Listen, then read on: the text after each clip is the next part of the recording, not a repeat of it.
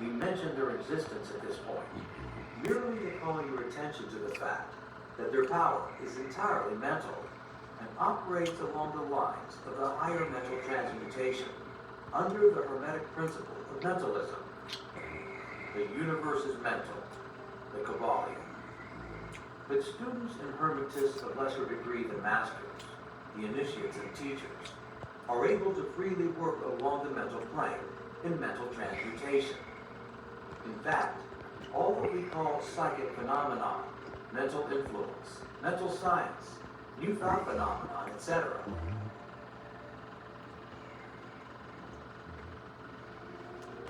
Chapter 4, The All.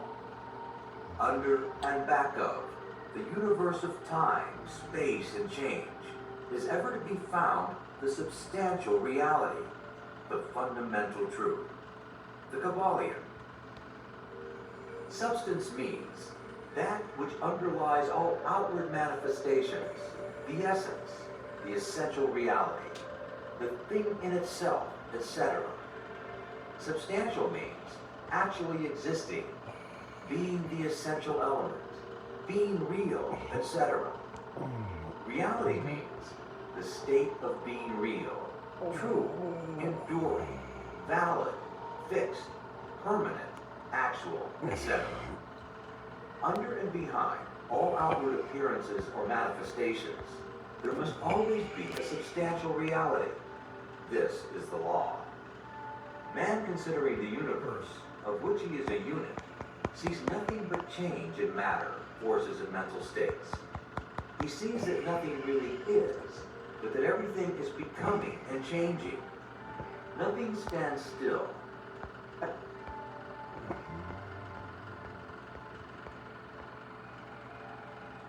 Chapter 5, The Mental Universe.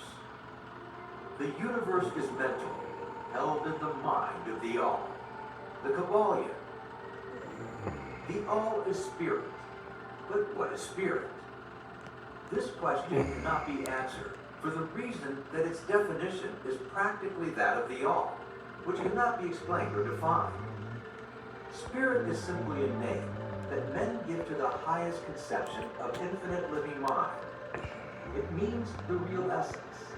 It means living mind, as much superior to life and mind as we know them, as the latter are superior to mechanical energy and matter.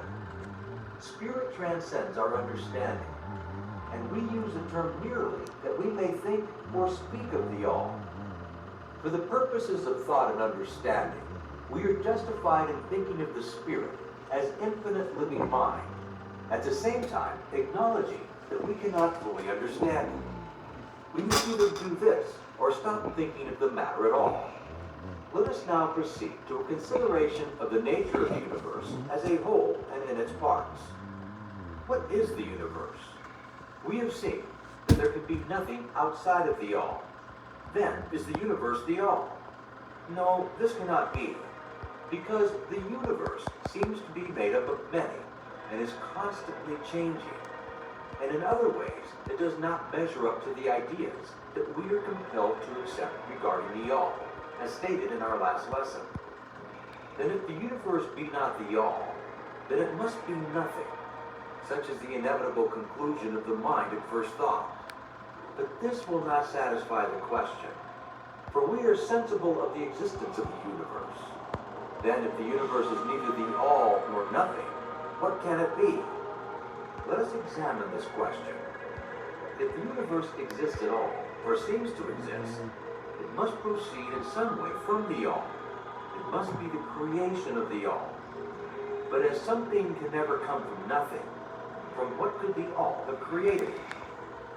Some philosophers have answered this question by saying that the All created the universe from itself, that is, from the being and substance of the All. But this will not do, for the All cannot be subtracted from, nor divided, as we have seen. And then again, if this be so, would not each particle in the universe be aware of its being the All?